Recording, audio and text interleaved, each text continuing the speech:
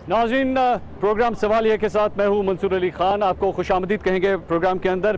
पाकिस्तान तहरीक इंसाफ ने आज power show किया लाहौर के अंदर और पाकिस्तान तहरीक इंसाफ के सरबराह इमरान खान आज यहां पर आए। एक धुआंधार तकरीर की, जो नॉर्मल तकरीर है वो करते हैं उससे थोड़ी सी लंबी तकरीर की, लेकिन कहा जा रहा है इंप्रेसिव तकरीर थी। ऐसी गर्मी के अंदर जब दोपहर के वक्त तकरीबन 43 degree centigrade 44 degree centigrade Lahore के अंदर टेम्परेचर था, उसके बावजूद शाम तक जब पाकिस्तान तहरीक इंसाफ के सरबराह इमरान खान तकरीर कर रहे थे उस वक्त भी 36 डिग्री सेंटीग्रेड यहाँ का टेम्परेचर था, जो कि काफ़ी गर्म था। लेकिन इसके बावजूद देखा जा सकता था कि जहाँ से पंडाल शुरू होता है वहाँ से लेकर हॉल रोड के चौक तक, माल रोड के ऊपर हॉल रोड के चौक तक, वहाँ तक काफ़ी ज़्यादा आवाम मौजूद थी। खान साहब की गुफ्तगू सुनने के लिए आई हुई थी और खान साहब की तकरीर के अंदर एक बार फिर उन्होंने वज़ीर आज़म नवाज़ शरीफ के इस्तीफ़े का मुतालबा किया। उन्होंने कहा मैं करप्शन का खात्मा चाहता हूँ, मैं मुल्क में इंसाफ लाना चाहता हूँ। आवाम को जब मैं कॉल दूंगा रायविंड जाने के हवाले से, आवाम को मेरी कॉल पर लब्बैक कहना पड़ेगा और उसे आना पड़ेगा।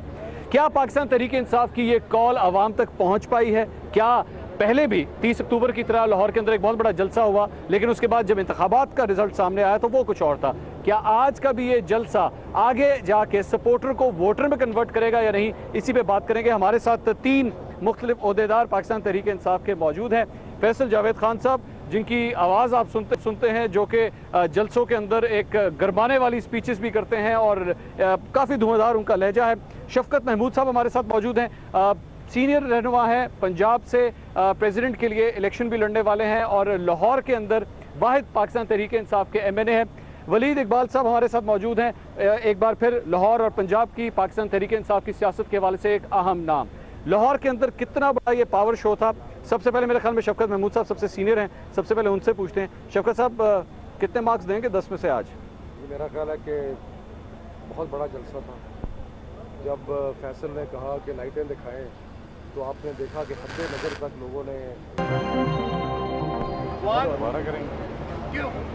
नाज़रीन, प्रोग्राम सवालिया के साथ मैं हूं मंसूर अली खान। आपको खुशामदीद कहेंगे इस प्रोग्राम से। लाहौर से आज हम ये प्रोग्राम कर रहे हैं। पाकिस्तान तहरीक इंसाफ ने आज यहाँ पर पावर शो किया और इमरान खान आए और धुआंधार एक तकरीर की, एक तवील स्पीच थी जिसके अंदर एक बार फिर वज़ीर आज़म नवाज़ शरीफ के इस्तीफ़े का उन्होंने एक बार फिर मुतालबा कर दिया। और इसके साथ साथ आज की जो एक अहम बात थी वो ये थी कि लाहौर के अंदर इस गर्मी के बावजूद बहुत बड़ी तादाद में लाहौर के शहरी आके खान साहब की तकरीर उन्होंने सुनी। और जब वो तकरीर हो रही थी तब भी 36 डिग्री सेंटीग्रेड यहाँ पर टेम्परेचर था, लेकिन इसके बावजूद कोई भी शख्स वहाँ से हिला नहीं। खान साहब की गुफ्तगू पूरी सुनी। खान साहब जब गए उसके बाद उन लोगों ने पिंडाल से बाहर का रास्ता देखना शुरू किया।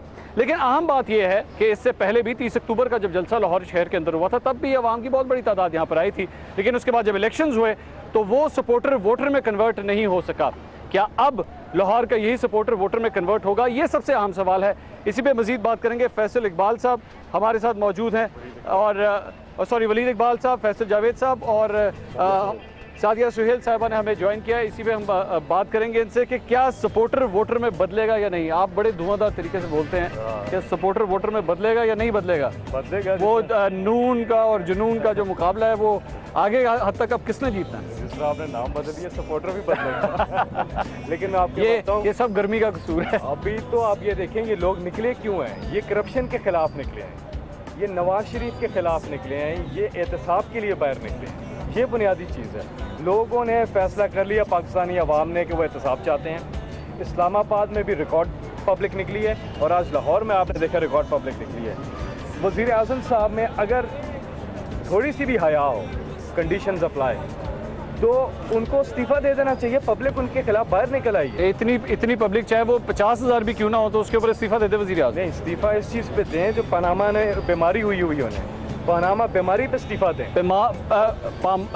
पनामा जो है वो अभी तक एक कन्विक्टेड बीमारी नहीं है जिस तरह आप कह रहे हैं। वो एक खबर आई है, अभी उसके ऊपर एक कमीशन बनेगा, वो कमीशन अपनी तहकीकात करेगा, बात उसके बाद आगे जाएगी। अपने आप को एहतसाब के लिए पेश करें, इम्पार्शियल हो। आप इम्पार्शियल होते हैं फिर एहतसाब के लिए पेश करते हैं। और आपको एक स्पीच याद होगी मियाँ साहब की, जब गिलानी साहब पे ये चल रहा था तो उन्होंने कहा गिलानी पहले अपनी सीट से उतरो, अपने आप को एहतसाब के लिए पेश करो, अगर तुम बेगुनाह साबित होगे फिर प्राइम मिनिस्टर आ जाना, और अगर गुनहगार साबित हुए तो फिर तुम्हें सज़ा मिलेगी। तो ये फॉर्मूला तो इन पर भी अप्लाई होना चाहिए। वलीद इकबाल साहब चूँकि लाहौर के अंदर ही रहते हैं, लाहौर के दिल की धड़कन को वो जानते हैं, लाहौरिये क्या सोचते हैं, सब कुछ उससे बात। वलीद साहब, ये सारी बातें पहले भी तो हो चुकी हैं। जब आप लोगों ने 126 दिन का धरना दिया था तब भी आपने ये सब कुछ, इनका पैसा बाहर, इनके बच्चे बाहर, इनके फ्लैट बाहर, लेकिन लोगों ने रिजेक्ट कर दिया। उसके बाद बल्दियाती इंतखाबात हुए, लाहौर से मुस्लिम लीग नून स्वीप कर गई। इसका मतलब आपका वो 126 दिन का धरना जो था वो आवाम ने रिजेक्ट किया।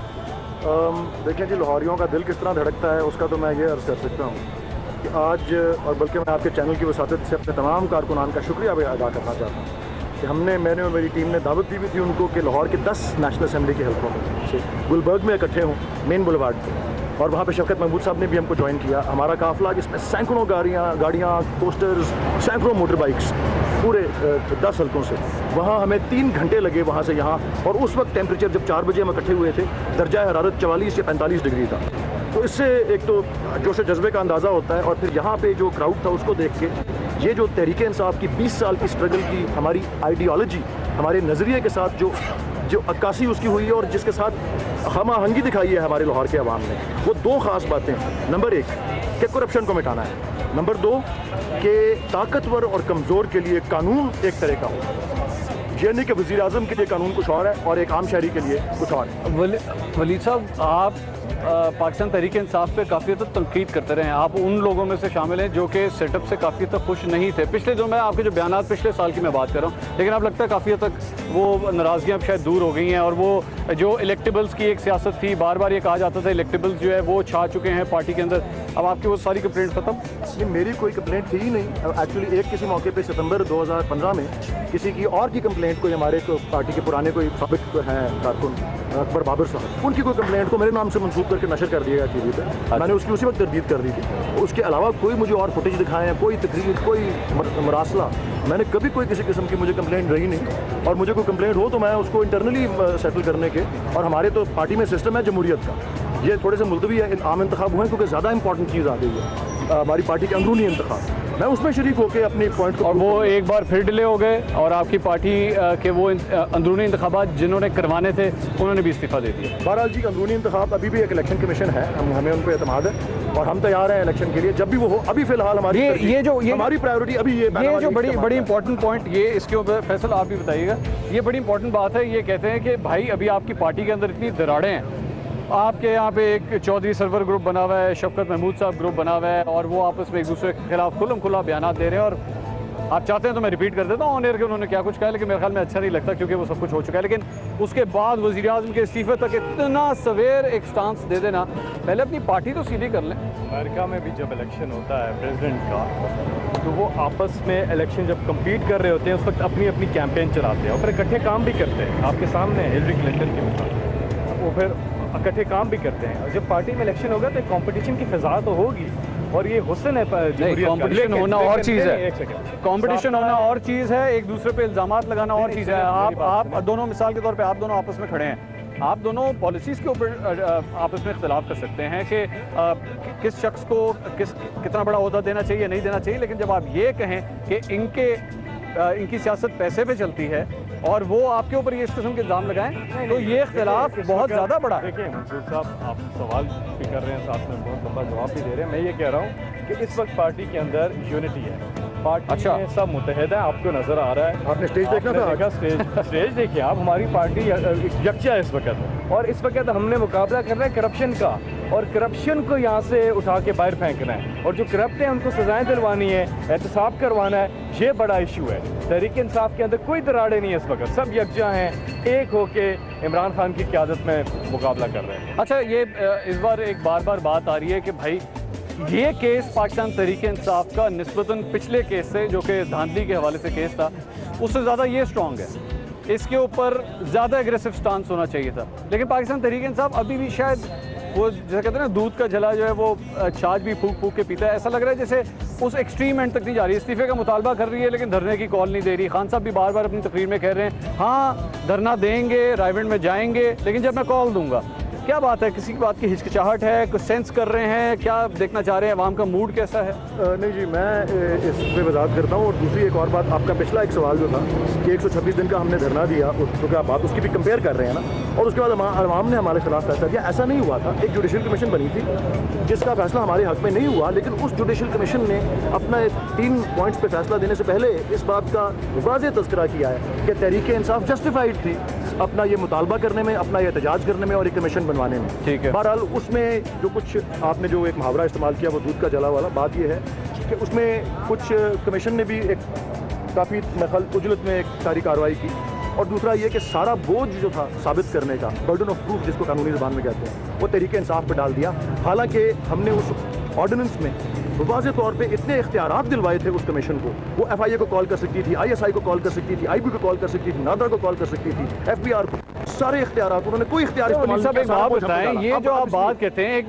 मिनट मुझे let me please have some clarity.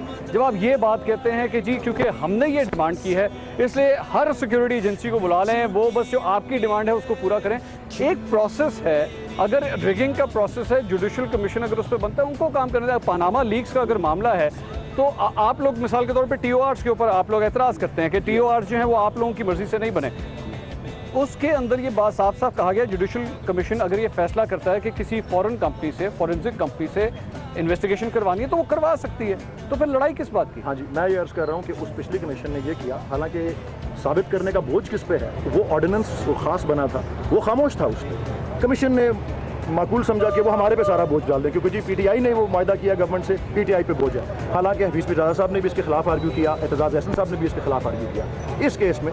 बल्कि मुझे बड़ा इत्मीनान और तसल्ली है, अभी 4-5 रोज़ पहले मैं इमरान खान साहब के साथ में खाने पर मौजूद था, 7-8 मुशीर थे, और उसमें मैं ही वाहिद वकील बैठा हुआ था।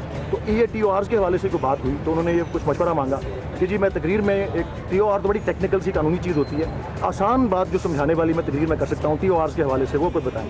खुद ही उन्होंने 1-2 बातें की और मैंने मौके पे ही उनको ये कहा कि जी ये दोनों बातें जो आपकी हैं ये कानूनी तौर पे भी और पॉलिटिकली भी बिल्कुल दुरुस्त है, और आज दोनों बातें मुझे बड़ा इत्मीनान है कि दोनों बातें उन्होंने अपनी तकरीर में की। पहली बात ये कि एहतसाब होगा, 200 लोगों का भी होता रहे, लेकिन पहले वज़ीर आज़म का होगा। इसकी क्या जितना बड़ा ओहदा उतनी बड़ी जिम्मेदारी, इसकी क्या वजह? जितना बड़ा ओहदा उतनी बड़ी जिम्मेदारी, मैं ये तो अर्ज़ कर रहा हूँ, वज़ीर आज़म है वो मुल्क के, पहली बात। दूसरी बात ये कि साबित करने का बोझ जो वो हमारा पिछला तजर्बा जो था, अब अगर वज़ीर आज़म ने, उनके बच्चों ने किसी ना किसी एक तरीके से अगर तस्लीम कर लिया असासों का बाहर होना, तो फिर ये बोझ के ये जायज़ तरीके से हासिल किए गए थे वो साबित करना वज़ीर आज़म पे होगा। वो इल्ज़ाम लगाने पर वो मैं अर्ज़ करता हूँ, क्यों? ये आपके हमारे अपने कानून में नेशनल अकाउंटेबिलिटी ऑर्डिनेंस 1999 सेक्शन 14 में भी ये है कि एक बुनियादी बात अगर तस्लीम हो जाए तो फिर बोझ जो होता है साबित करने का वो पार्टी के ऊपर चला जाता है। एक मिनट, लेकिन उस पर डिपेंड करता है कि बुनियादी बात क्या है। बुनियादी नहीं, एक मिनट तस्लीम कर लेना, नहीं बुनियादी बात एडमिट कर लेना। नहीं, बुनियादी बात यहाँ पे ये नहीं है कि असासे बाहर है। बुनियादी बात नहीं, और पोशीदा आई डिसएग्री, और आई डिसएग्री, मुतजाद आई डिसएग्री ना सर, नो नो, एक मिनट इस बात को मैं क्लियर, पहले मैं एक मिनट सिर्फ इस बात को, यहाँ पे बुनियादी बात ये है कि असासे बाहर है और गैर कानूनी है। नहीं, और गैर कानूनी है। जब ये गैर कानूनी पे आते हैं, ना होना साबित करना वज़ीर आज़म के उनकी फैमिली नहीं, इसका गैर कानूनी होना आपके ऊपर साबित हो, ये तो मेरा आपके ऊपर आता है। इस केस में ये क्यों? आपको ये कर रहा हूँ, ये कानूनी बात है, सीधी और इमरान खान साहब ने डिमांड भी है। अच्छा, एक और चीज़, आखिरी बात वो ये है कि इस बार आप फर्क देख रहे हैं, हमें बड़ा यूज़ किया गया कि जी आप सोलो फ्लाइट, इस बार ही हम इस पर इत्तफाक राय सारी इमरान खान साहब ने कल सारी पार्टीज अपोजिशन की मिल रही हैं, और ना सिर्फ पॉलिटिकल पार्टीज से बल्कि प्रोफेशनल बॉडीज से, आप बार एसोसिएशंस ले लें, बार काउंसिल्स ले लें, और दूसरे लेबर की आज बात पहले शुरू की, लेबर डे था, अलामती तौर पे उनकी भी बात की, तो सबसे मुत्तफिका तौर पे supreme court bar association is not standing with you, वो कहते हैं हम एजिटेशन नहीं करेंगे। वो एजिटेशन नहीं, बट वो ये TORs के इशू के ऊपर, TORs किस नौयत के होने चाहिए वो हमारे साथ है। हाँ, ठीक। और अपोजिशन वालों के साथ भी इसी पे बात हो रही है। अच्छा, अपोजिशन के अंदर भी देख लीजिए कि वहाँ पे बिलावल भुट्टो जरदारी जो है वो इस्तीफे का मुतालबा करते हैं, लेकिन जरदारी साहब की तरफ से कोई भी मुतालबा नहीं आता। एंड यू नो, आप अच्छी तरह जानते हैं कि पाकिस्तान पीपल्स पार्टी का असल शो कौन रन करता है। देखिए, इस वक्त मैं आपको बताऊं, ये तो सीधी चीज़ है इनकी। अगर आप टैक्स डिटेल्स उठा के देख लें, इतनी आमदनी कहाँ से हुई है, जब टैक्स ये इन्होंने एक दफ़ा 4 रुपये भी टैक्स दिया, और कभी कुछ 600 रुपये टैक्स दिया, कभी 2 लाख टैक्स दिया। अगर आप ये टैक्स देखें, और उस दौर में इनकी कंपनियां लगी बाहर, ऑफशोर कंपनियां बनी, उस दौर में इतनी दौलत इन्होंने, देखें सीधे से 5 इल्ज़ाम आते हैं पनामा लीक्स के थ्रू मियां साहब पे। एक पर्जरी, इन्होंने इलेक्शन कमीशन में झूठ बोला, गलत बयानी की, उस पर ये फारिग हो जाते हैं।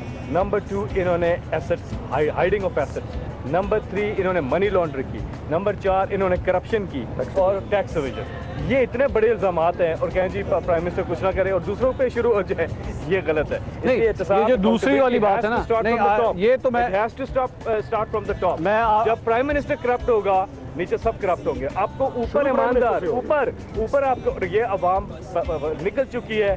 इमरान खान ने साबित कर लिया है, इमरान खान ने मोबिलाइज कर दिया है पाकिस्तानी कौम को कि वो करप्शन के इशू पे बाहर निकल गए। अच्छा, नंबर वन, वैसे एक बात बताएं, Pakistan Tehreek number 1 issue corruption, number 2 issue corruption और नंबर 3 इशू भी करप्शन हो गया। अच्छा, करप्शन नहीं खत्म हुई है तो मुझे एक बात बताएं, आप लोग इस बात से क्यों इतना हिचकिचाते हैं कि ये सारा एहतसाब इकट्ठा शुरू हो? कोई मतलब कोई प्रॉब्लम है यहाँ पे पार्टी के देखिए, किसी भी मुल्क का एक तरीक़ेकार होता है। जो सबसे पहले जो सरबराह होता है वो जवाबदेह होता है, उसके बाद सफाई भी ऊपर से शुरू होती है और करप्शन भी ऊपर से शुरू होती है। आपका पीएम, आप देखिए दूसरे ममालिक में जब ये पनामा लीक्स के हक़ाइक़ सामने आए तो उन्होंने अखलाकी तौर पर जुर्रत का मुजाहरा करते हुए इस्तीफे दिए। यहाँ आप चाहते हैं कि अगर हमने इल्ज़ाम नहीं लगाया, ये PTI वर्सेस नून लीग नहीं है, ये पाकिस्तानी आप लोगों ने बना दिया है। आप लोगों ने इसको PTI वर्सेस PMLN बना दिया है। देखिए, जो यहाँ आए थे वो सारे PTI वर्कर नहीं थे, वो पाकिस्तानी आवाम थी जो दिन में रेडी लगा के मेहनत मजदूरी करके कर्ज अदा। ये क्या बात हुई? ये आपने कार्ड पे उतना ही टैक्स अदा करता है जितना कि एक मजदूर। ये सारे के सारे जो जलसागाह में मौजूद थे, ये आप कारकुन थे ना? कारकुन पाकिस्तानी नहीं है तो होते। और उसके अलावा आम आवाम नहीं थी, क्या वो टैक्स नहीं देते? इनके पैसे खा खा ये तो एक बड़ी ग्रे बात है। किस तरह डिफरेंशिएट करेंगे? इमरान खान ये बात 20 साल से कर रहे हैं, इनकी जायदादें बाहर, इन्होंने करप्शन का पैसा, मनी लॉन्ड्रिंग, इसाक डार का अपना एफिडेविट है, ये चीजें साबित हुई हैं मियां साहब, साबित हुई हैं। तहरीके इंसाफ की चीज जो है अल्लाह अल हक है, वो निकल आई सच पनामा लीक्स में। अच्छा, वैसे वो पनामा लीक्स में निकल आई। सुनिए ना, एक बात हमने कुछ थोड़े बनाया नून लीग की, कोई हमने लीक्स, हमारे PTI लीक्स नहीं है, ये पनामा लीक्स है। लेकिन तहरीके इंसाफ कहती रहेगी बात की इस किस्म के, और अल्लाह अल्लाह के अल्लाह ने साबित किया कि मैं आपसे इस बात से भी इख्तिलाफ करती हूँ कि जो आपने कहा कि 30 अक्टूबर का जलसा हुआ, लोग निकले ये, लेकिन सपोर्टर वोटर में कन्वर्ट नहीं हुआ। सॉरी टू से सपोर्टर वोटर में कन्वर्ट हुआ, वोट भी डले, लेकिन वोट कहाँ गए? क्वेश्चन ये है। बल्दियाती इंतखाबात में क्या हुआ? बल्दियाती इंतखाबात में भी होता है, जब एक ही चीज होती है, ये सारा कुछ आपके साथ भी होता है। मैं MP हूँ, मैं जानती हूँ जो इनका पूरा नेटवर्क है जिसके अंडर बल्दियाती इंतखाबात होते हैं, थोड़ा सा पीछे हो जाओ, वो आपके कैमरे में नहीं आ रहा। वो इनके घर के लौंडे हैं जो इनसे मराते लेके जाके ओहदे हासिल करते हैं, वो इनके खिलाफ कैसे इलेक्शन करवाएंगे? ये मुझे एक बात बताएं, अगर आप लोगों का यानी कि जो नेटवर्किंग है लाहौर शहर के अंदर वो इतनी वीक है कि आप लोग ये रोक भी नहीं सकते? देखिए, नेटवर्किंग वो 25-30 साल से हुकूमत में। मैं अब आपको एक बात ये ऑनर में बोलने लगा हूँ कि बल्दियाती इंतखाबात जब हो रहे थे, मैं लाहौर शहर के अंदर ही था और मैं कवरेज कर रहा था। 11-12 बजे का टाइम था, आपके एक इलेक्शन सेल के अंदर मैं बैठा हुआ था। आपको पता है वहाँ बहस क्या चल रही थी? वहाँ पे बहस ये चल रही थी कि भाई 12-1-2 बजने वाला है, हमारा तो वोटर ही नहीं उठा अभी तक, ठीक है? और वहाँ पे खुद आपके ओहदेदारों ने ये बात की, एक मिनट मैं बात सुने, आपके खुद ओहदेदारों ने ये बात की कि हाँ यार, हमारा वोटर तो वैसे ही वो 1-2 बजे आराम से, संडे का दिन है, छुट्टी का दिन है, आराम से उठेगा और उसके बाद आएगा। ये प्रॉब्लम्स हैं आपके नेटवर्क्स में, आप उसको मानते क्यों नहीं है? प्रॉब्लम हो सकते हैं हर दफा धांधली का इल्जाम, हर दफा धांधली का इल्जाम। धांधली नहीं, देखिए मैंने अपने वोटर को सुबह 7 बजे लाइन में खड़ा देखा, और उन नौजवानों को जो सुबह वाकई 11 बजे तक नहीं उठते, उस हमने तबके को उठाया है जो सियासत में आना, वोट डालना ही समझते थे कि तो ये गरीबों मजदूरों का काम है, हमारा तो काम ही नहीं है। हमने जो चेंज लेके आए हैं, जो तब्दीली का खान साहब ने 20 साल में जो लोगों में शऊर पैदा किया है, आप मान लीजिए कि इससे पहले कभी नहीं हुआ। आज आप एक आम बंदा के भुट्टो साहब के दौर में था ये जो मैंने आज कम से कम इस जलसे के हवाले से मैं ऑन एयर एक बात ज़रूर कमिट करूँगा, और ये बड़ी हैरानकुन बात है कि आज इस गर्मी के अंदर जो जेंट्री, जिसे लफ्ज़ इस्तेमाल कर सकते हैं, जो जेंट्री मैंने देखी है वो इस गर्मी में नॉर्मली घर से एयर कंडीशन कमरों से बाहर नहीं निकलती, लेकिन आज थी, मुझे वो नज़र आई है।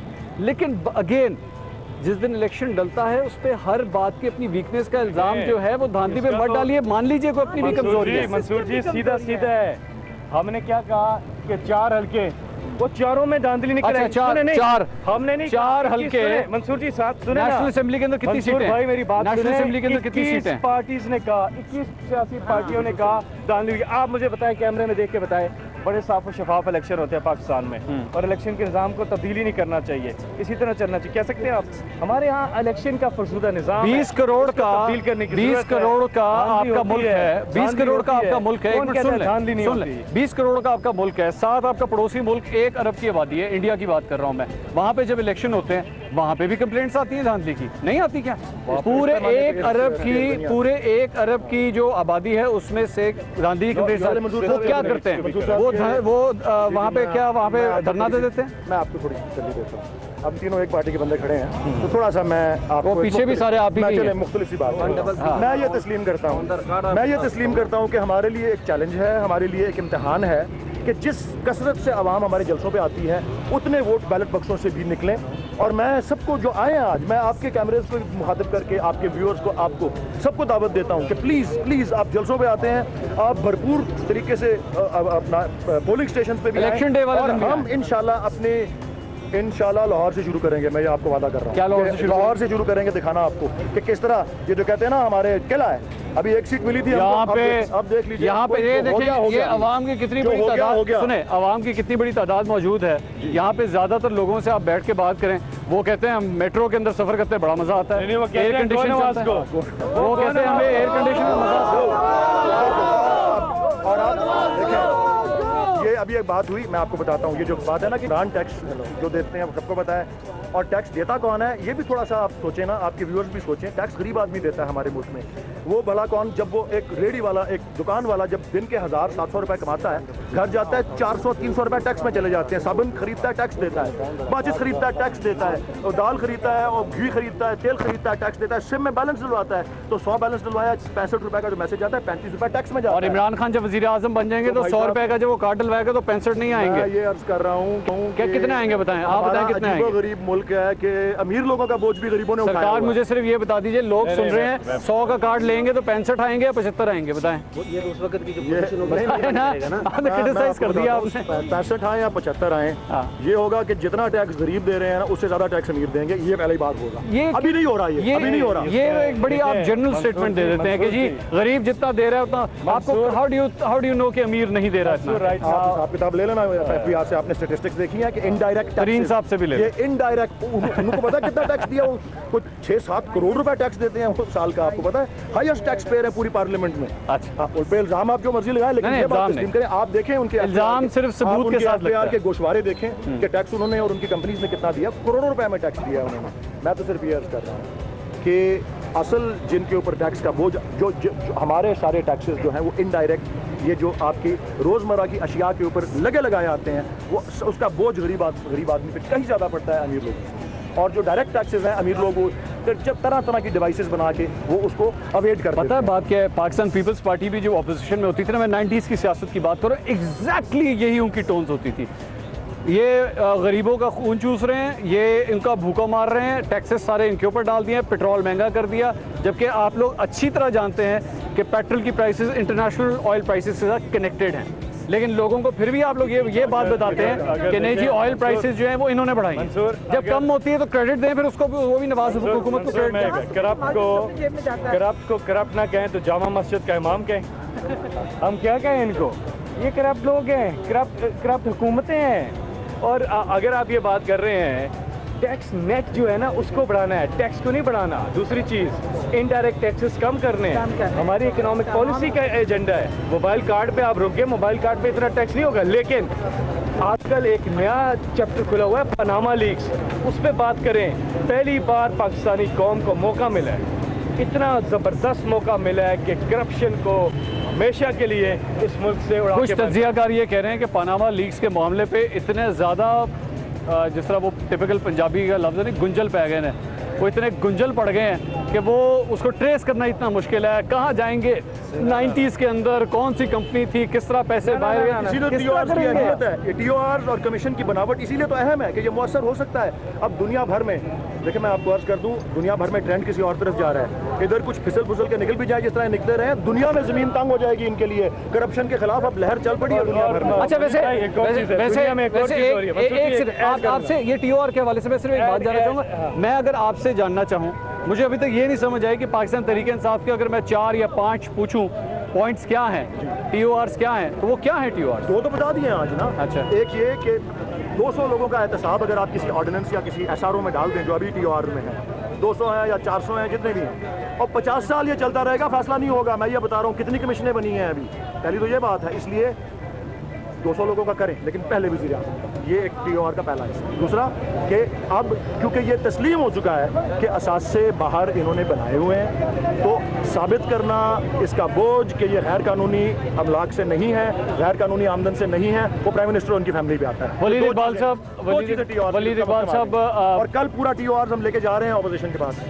जी बिल्कुल, वलीद इकबाल साहब मौजूद हैं और फैसल जावेद साहब और सादिया सुहेल साहब MP हैं पाकिस्तान तहरीक इंसाफ की और ख़वातीन को रिप्रेजेंट करती हैं। आपने उनकी सोच सुनी, लाहौर की क्या सोच है, पंजाब की क्या सोच है, ये तो आपने जान लिया। यहाँ पे वक्त हुआ एक छोटे से ब्रेक का। ब्रेक के बाद पाकिस्तान तहरीक इंसाफ खैबर पख्तूनख्वा और सिंध में इस वक्त क्या सोच पाई जाती है, इस पर भी बात करेंगे। यहाँ वक्त हुआ एक ब्रेक का, हमारे साथ रहिएगा।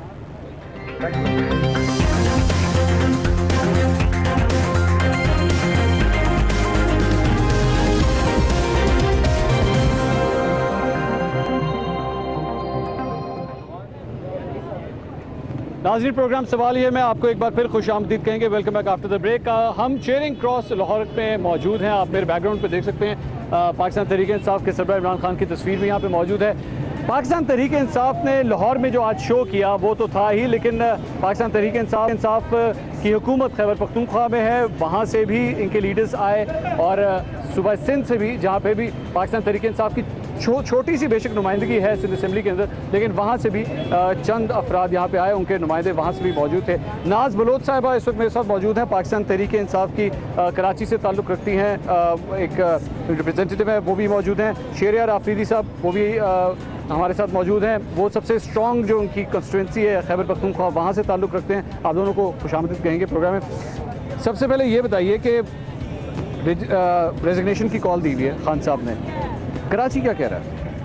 देखिए, कराची की आवाम को जो शऊर पाकिस्तान तहरीक इंसाफ ने दिया, उसके बाद कराची की आवाज़ गो नवाज गो ही है। कराची के लोग बड़ा शऊर रखते हैं, उनमें ये बेसिक पॉलिटिकल सेंस और अवेयरनेस है कि एक मुल्क का जब वज़ीर आज़म टैक्स चोरी करता है, एक मुल्क का वज़ीर आज़म जब मनी लॉन्ड्रिंग करता है, एक मुल्क का वज़ीर आज़म जब अपने एसेट्स बाहर मुल्क रखता है और डिक्लेयर नहीं करता, कौम से झूठ बोलता है, तो ऐसे वज़ीर आज़म की पाकिस्तान को कोई ज़रूरत नहीं है। ये कराची की आवाज़ है, इसीलिए मैं भी यहाँ पर आई हूँ नुमाइंदगी कराची की करते हुए। अपनी पार्टी के अपने चेयरमैन की कॉल के ऊपर मैं लाहौर यहाँ पे मौजूद हूँ और आके मैंने देखा है कि जिंदा दिलाने लाहौर ने एक बार दोबारा से जिस तरीके से तहलका मचाया और जिस तरीके से आज आवाज़ें गूंजी हैं जलसे के अंदर, गो नवाज गो की जो बेसाख्ता लोगों की आवाज़ें निकली हैं। वो आप कह रही हैं कराची से आवाज़ आ रही है गो नवाज गो, कराची से कहीं ये आवाज़ तो नहीं आ रही पाक सरजमीन पार्टी जिंदाबाद, मुस्तफ़ा कमाल जिंदाबाद, ये आवाज़ें तो नहीं है कहीं कराची? देखिए, कराची ने अब फैसला अपना ये किया है क्योंकि वो आई एम सॉरी, मैं सिर्फ एक बात माजरत कथा कलामी की, वो कहते हैं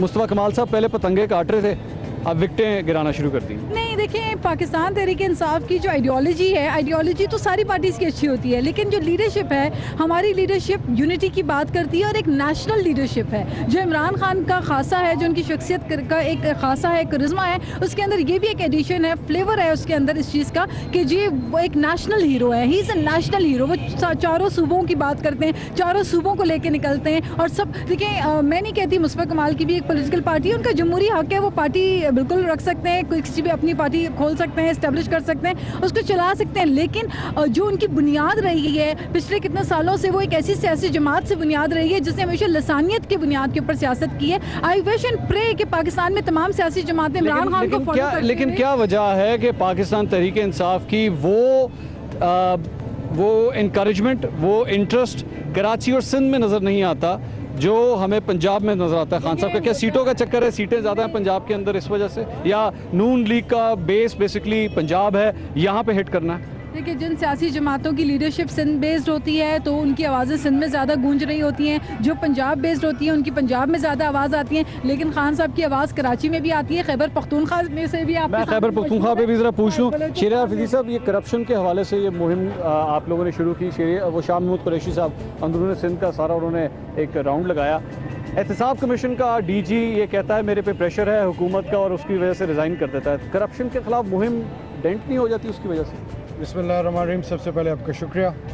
सबसे पहले जी अल्लाह का एहसान, अल्लाह का शुक्र, और फिर उसके बाद लाहौर और पूरे लाहौर से एडजेसेंट जितने डिस्ट्रिक्ट्स हैं पंजाब का कि अवाम का बहुत शुक्रिया कि जिस नंबर में आए और जिस तरह उन्होंने सपोर्ट किया। अब बात यह है कि खैबर पख्तूनख्वा में जब एहतसाब की हम बात करते हैं तो दो एग्जांपल्स मैं आपको दूंगा।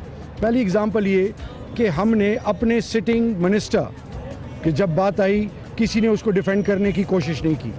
दूसरी और मोस्ट इम्पॉर्टेंट चीज़, एहतसाब कमीशन के बारे में ये जब जहन में आया सबके और यूनानिमसली कि ये तमाम बोर्ड जो है, बोर्ड जो कमिश्नर्स हैं, जो डायरेक्टर्स हैं अलॉन्ग विद डीजी, ये मिलकर जब कोई चोरी करे, चाहे एमएनए हो, चाहे सेनेटर हो, चाहे एमपीए हो, कोई भी हो, ब्यूरोक्रेट क्यों ना हो, अरेस्ट करने के बाद मुतलका स्पीकर को और चीफ सेक्रेटरी को इन्फॉर्म करना। क्यों?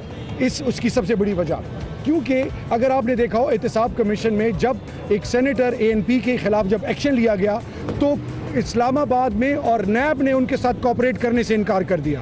हमने इसलिए क्लॉज बीच में डाली कि हार्मनी हो, एक लेवल पर एक पेज पे काम हो। हमें ये मुझे एक बात बताइए, दुनिया के किसी कोने में इस तरह होता है कि पार्लियामेंटेरियन के खिलाफ एक्शन हो रहा हो और हाउस के लीडर को पहले जाके इन्फॉर्म किया जाए कि जनाब इजाजत हो तो हम ये पहले नहीं, once he is arrested, arrest करने के बाद मुतलका स्पीकर को इन्फॉर्म करना जरूरी है। इसी तरह chief executive of the province जो उसको भी इन्फॉर्म करना as well as chief secretary of the province. देखें ये हम कह रहे हैं। अब मुझे बताएं एक और चीज, उसमें रिव्यू हुआ एहतसाब के बारे में, एक मैसेज कन्वे हुआ। क्या किसी गवर्नमेंट के चीफ मिनिस्टर को या किसी मिनिस्टर को या खान साहब को ये पावर्स दिए गए? नहीं दिए गए। एहतसाब में हमने message loud and clear convey किया कि नो कॉम्प्रोमाइज। और सबसे बड़ी बात, आप पिलडेट और कुछ ऑर्गेनाइजेशंस देख लें जिन्होंने सर्वे किए हैं करप्शन पर, खैबर पख्तूनख्वा की परफॉर्मेंस एग्जाम्पलरी रही है। मैं आज चैलेंज से दावे से कहता हूं, डेवलपमेंट के हवाले से भी पिलडेट कहता है पंजाब आगे है। देखें अगर हमने कमीशन और किकबैक्स करने हो, अगर आप जल्दबाजी में ठेके देते जाएं और उसके लिए प्रॉपर प्रोसीजर्स ना अपनाए जाएं, और फॉर एग्जांपल एक रोड बनानी है, रोड के लिए ड्रेन्स ना हो, उनकी तमाम प्रॉपर एग्जीक्यूटिंग एजेंसी से तमाम चीज़ों की क्लियरेंस ना हो, और उसके बावजूद आप जल्दबाजी में रोड बना लें तो 6 महीने बाद वो रोड ख़त्म हो जाती है। हमने मेट्रो चल रही है, मेट्रो यहाँ पे बड़ा रवानगी के साथ चल रही है। मैं अभी भी बार बार कह रहा हूँ, लोग कहते हैं मियाँ के नारे इस वजह तो वजन के ज़रूर के मेट्रो चल रही है और ऑरेंज लाइन बन रही है। देखिए जी, पाकिस्तान की 20 करोड़ अब की आबादी, क्या प्राइम मिनिस्टर साहब सिर्फ लाहौर के प्राइम मिनिस्टर हैं? मेरा डिस्ट्रिक्ट कोहाट अभी प्राइम मिनिस्टर जा रहे हैं। आप लाहौर में खड़े होकर लाहौरियों के सामने बोल रहे हैं? पाकिस्तान, देखिए प्राइम मिनिस्टर की मिसाल एक बाप की है, उसके 4 बच्चे हैं, चारों को उनका हक देना, बीवी को हक देना, बच्चियों को हक देना एक बाप की जिम्मेदारी है। खैबर पख्तूनख्वा कोहाट जहाँ से मेरा ताल्लुक है, आज तक प्राइम मिनिस्टर ने 1 टका नहीं दिया, 1 टका। मैं ये सवाल पूछना चाहता हूँ, क्या हम पाकिस्तानी नहीं है? सबसे ज्यादा कुर्बानी खैबर पख्तूनख्वा की FC पुलिस ने दी। क्या एक दफा नहीं, गवर्नमेंट के अलावा he is the prime minister of the state, he is the chief executive. देखिए 18th अमेंडमेंट की ये आप शहबाज शरीफ कर रहे हैं, नवाज शरीफ तो नहीं कर रहे। प्राइम मिनिस्टर साहब हर जगह पहुंच जाते हैं, हर जगह पहुंच जाते हैं। आप इनवाइट करें किसको? प्राइम मिनिस्टर साहब को। प्राइम मिनिस्टर साहब को तो हमने IDPs के लिए बुलाने की कोशिश की। प्राइम मिनिस्टर साहब को हमने रिक्वेस्ट की कि खुदा के लिए आएं, पुलिस को अप्रिशिएट करें, आपके लिए एक रोल मॉडल पुलिस बन रही है। रेवेन्यू डिपार्टमेंट, आपसे मैं क्वेश्चन पूछना चाह रहा हूँ, क्या पाकिस्तान की तारीख में ऑनलाइन FIR सिटिंग MPs के खिलाफ, मिनिस्टर्स के खिलाफ FIR कटें? यहाँ पे मॉडल टाउन में बंदे मारे जाते हैं, जब तक हिज हाईनेस चीफ मिनिस्टर आएंगे नहीं उस वक्त तक पुलिस को इजाजत नहीं होती कि आप FIR करवाएं। ये कौन सा कल्चर हम इंट्रोड्यूस कर रहे हैं? आज खान साहब ने एक मिसाल दी, मैं आपको एक मिसाल दे रहा हूँ। फाटा में जब IDP स्वात से निकले, IDPs जब स्वात से निकले तो BBC के एक रिपोर्टर ने पूछा एक बुजुर्ग से कि आपके क्या एहसासात हैं? उन्होंने मेरे क्या एहसासात हैं, मैं बीवी बच्चों और माल मवेशियों को छोड़ के और सब कुछ छोड़ के निकला हूँ, एक पीछे अपनी अपाइज बेटी को अल्लाह के रास्ते में छोड़ दिया। अब मैं ये पूछना चाहता हूँ कि प्राइम मिनिस्टर साहब जब ह्यूमन डिग्निटी पे काम नहीं करेंगे, पाकिस्तान के अवाम पर इन्वेस्ट नहीं करेंगे, मेगा प्रोजेक्ट्स की तरफ जाएंगे, ये इंस्टीट्यूशनल रिफॉर्म्स कौन करेगा? आज लाहौर की किसी हॉस्पिटल में चले जाएं, आपको वार्ड के बाहर जमीन पर बाहर बच्चे और औरतें मिलेंगी, क्या वो पाकिस्तानी नहीं है? आप कार्डियक वार्ड में चले जाएं, मैं ये खैबर पख्तूनख्वा के किसी अस्पताल में ऐसा नहीं है, देखें कहीं पे भी नहीं मिलेगा। हमें 30 साल नहीं हुए, खैबर पख्तूनख्वा में 3.25 साल हो गए हैं, और मैं चैलेंज से, दावे से, अल्लाह बड़ी बात से बचाए कहता हूँ, कोई करप्शन मांग के दिखाए। अब जो हमने हेल्थ में रिफॉर्म्स की हैं उसकी एक मिसाल आपको सामने मिलेगी। फ्री मेडिसिन 78 आवर्स जब OPD में होते हैं, फ्री मेडिसिन। एक बात बता, मैं जरा कराची के पास एक दफ़ा फिर से आ जाऊँ, क्योंकि बिलावल भुट्टो जरदारी और आपकी सोच, आपकी मतलब खान साहब की सोच बड़ी आपस में करीब आती जा रही है, आहिस्ता आहिस्ता आहिस्ता आहिस्ता वज़ीर आज़म के इस्तीफ़े के मुतालबे इकट्ठे हो गए हैं, ऐसा लगता है कि और भी आगे गठजोड़ होगा। कोई इंतखाबी भी गठजोड़ हो सकता है या आपके ख्याल में नई पाकिस्तान पीपल्स पार्टी, क्योंकि वो बार बार जब एक ही आता है, मुलाकातें होती हैं शाह साहब की और एतजाज़ एहसन साहब के साथ, जब वो सारी मुलाकातें होती हैं तो वो सारी तकरीरें याद आती हैं खान साहब की आसिफ जरदारी के ख़िलाफ़, आसिफ जरदारी की खान साहब के ख़िलाफ़, वो सब कुछ आंखों के सामने आ जाता है। We stand by all those speeches of our chairman. आज भी हम उन्हीं बातों पे कायम हैं। सिंध के अंदर जो अवाम की महरूमी है उसको हम नहीं भूले। थर में मासूम बच्चों का मर जाना, बिलक बिलक के भूख से फाकों से मर जाना, उसको पीटीआई नहीं भूली और पीटीआई ने असूलों पे कभी कॉम्प्रोमाइज़ नहीं किया। यही वजह है कि कराची में एमक्यूएम के खिलाफ खुल के डट के खड़े हुए, शोर मचाया तो कराची में ऑपरेशन भी हुआ, कराची में अमन भी आया। और एमक्यूएम फिर भी जीत गई। नहीं, कराची में डेफिनेटली जिनके रूट्स जड़ इतने मजबूत हों और जिन्होंने एक रॉ जैसे बैरून मुल्क की एजेंसीज के साथ मिलकर मुलव्वस होकर जो हथकंडे करते हों, जो क्राइम करते हों मुल्क के अंदर, जो शहर के अंदर वायलेंस करते हों, उनके हाथ बड़े उनके डीप रूटेड उनके असरात हैं मुल्क के अंदर, वो आहिस्ता आहिस्ता उखड़ रहे हैं, हालात बेहतर हो रहे हैं। डॉक्टर आसिम पीपल्स पार्टी के जो है वो उनका एहतसाब हो रहा है, वो तोते की तरह रोज़ बता रहे हैं। अच्छा, एक क्योंकि हम लोग प्रोग्राम के आखिरी हिस्से में जा रहे हैं, सिर्फ एक जल्दी से ऑल आई वांट टू से इज कि पीटीआई एक ऐसा साफ शफाफ निज़ाम चाहती है जिसके अंदर हर चोर की पकड़ हो, चाहे उसका ताल्लुक पीपल्स पार्टी से हो, चाहे पीएमएलएन से हो, चाहे पीपल्स पार्टी से हो, और तहरीक इंसाफ, चाहे तहरीक इंसाफ से हो, चाहे तहरीक इंसाफ से हो, चाहे मुझसे हो, चाहे किसी से भी हो, एक ऐसा निज़ाम तो लेकर आए ना। लेकिन वजीर आजम कहते हैं चोरी भी मैं की है, डकैती भी मैंने डाली है, तो फिर फैसला भी मैं ही करूंगा। इंज तो नहीं चलेगा मियाँ साहब। ये वैसे बड़ी अच्छी बात। तो गो नवाज गो की आवाज आज आपके रायवंड तक आ चुकी है, तो देखिए ना ऐसे नहीं चलेगा। और मियाँ साहब के दरबारी शुरू हो गए हैं। वही बात है, दरबारी दोबारा से खिलाड़ियों का मुकाबला करने लग पड़े। अच्छा, एक बात तो अच्छी हुई है, आपने लाहौर आके कम से कम थोड़ी सी पंजाबी सीख ली। देखिए, आई लव पाकिस्तान, मुझे बलोची आती है, पंजाबी आती है, सिंधी आती है, पश्तो में सीख रही हूँ। वेरी गुड, बहुत अच्छी बात है। ये आफरीदी साहब साथ ही खड़े हैं, शायद आपकी हेल्प। आफरीदी साहब जल्दी से क्वेश्चन, वो मुझे एक अभी सवाल एक फीडबैक के ऊपर आया कि वो इतने मोटे मोटे चूहे जो खैबर पख्तूनख्वा में आजकल पकड़े जा रहे हैं, कुछ उसका ही कुछ करना है। देखिए मेरी बात सुने, They say nothing is good or bad, it is the thinking which makes it so. अच्छा, चूहा ही हम खुद हैं ना। इंसान की जो सोच है वो उसकी अक्कास होती है। अब देखें चूहों की मिसाल ये दे रहे हैं, चूहों से ताउन फैलता है। अच्छा, आपने पिम्स हॉस्पिटल में नहीं देखा, पॉलीक्लिनिक में, कि एक बच्चे को एक चूहा काट रहा था? यानी इफेक्टिव मेजर्स लेना गुनाह है। आप इंसानियत के लिए जो चीज गलत है उस पर एक्शन लेना क्या तहरीक इंसाफ की गलती है? बेसिकली देख लीजिए शेरिया आफरीदी साहब, एक चीज और बताना चाहूँगा, पॉलिटिकल कल्चर और पॉलिटिकल हार्मनी के लिए तमाम सियासी पार्टियों का एक होना बहुत ज़रूरी है।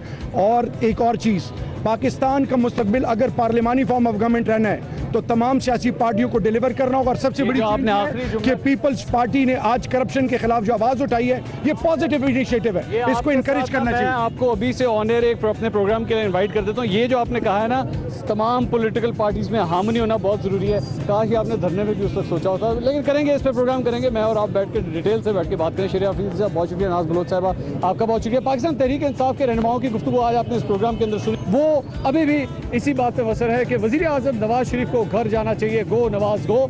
लेकिन क्या नवाज गो होगा या नहीं होगा, इसका फैसला तो आपने करना है, या वही 126 दिन के धरने की हम एक लंबी स्टोरी देखेंगे, एक फीचर फिल्म देखेंगे और उसके बाद सब कुछ रैप अप होगा और दैट्स ऑल का एक आखिर में द एंड का साइन आएगा और तालियां बजा के सब घर वापस चले जाएंगे, या वाकई इस बार कोई तब्दीली आने वाली है। प्रोग्राम सवाल ये से अब तक के लिए इतना ही, अगले हफ्ते एक बार फिर हाजिर होंगे। अल्लाह हाफिज़।